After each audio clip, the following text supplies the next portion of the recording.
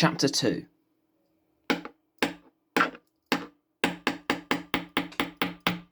What is that? Fergal pondered to himself as he gazed at the ceiling. Pappy, what are you doing? No riposte.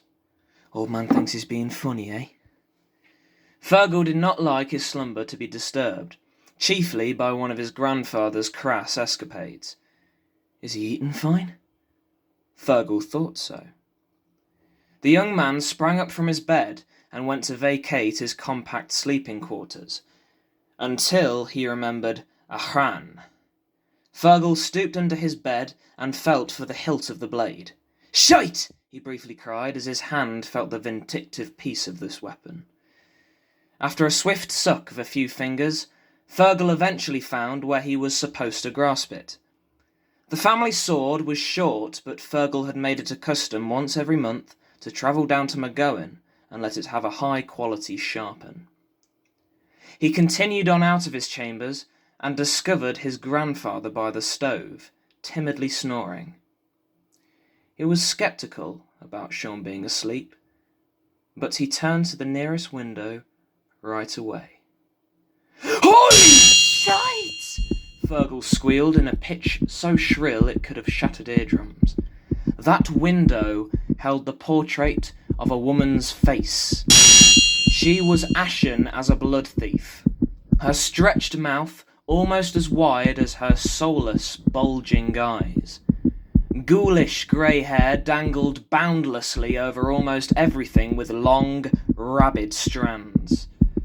Her head was so grotesquely huge that it filled the entire glass pane. Fergal was so staggered by the view of her that he had flopped onto the floor besieged by a pond of his own urine. He had not even seen the rest of her. Oh, think, Fergal, think! He exclaimed to himself for inducement, but haplessly for a while it was of no benefit. He could not take his eyes away from that woman's. She might have been the sweetest and most innocuous woman in the whole world. She might have been a benevolent mother, an ardent wife, an intrepid soldier. Now she was a shell, a monstrous cannibal. Those beady eyes told every morose yarn one could conceivably tell, and yet they portrayed nothing. Fergal was well and truly fearful of not just slaughtering her, but of devouring her, of using her as a meal. Fergal, what are you waking me up for? You sound like a fucking pussy. And what in the king's name is that smell? Sorry, Paps, you were right. There's an unlucky right outside the house. What did I fucking tell you? What are you waiting for? Go fuck it up for me, lad.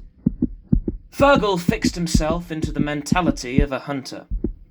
He found this being to be nothing more than a sickly and mindless creature that had no prerogative to subsist. He knew that he was going to terminate its wretchedness, just like he had done with other beasts. Before he left the house to clash with his game, Fergal stared into its eyes once more. Sorry, beast, but you'll get no more sympathies from me.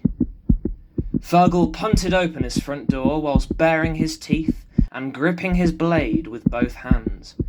He stuck close to his timber walls as he sharply turned around the corners until he saw it.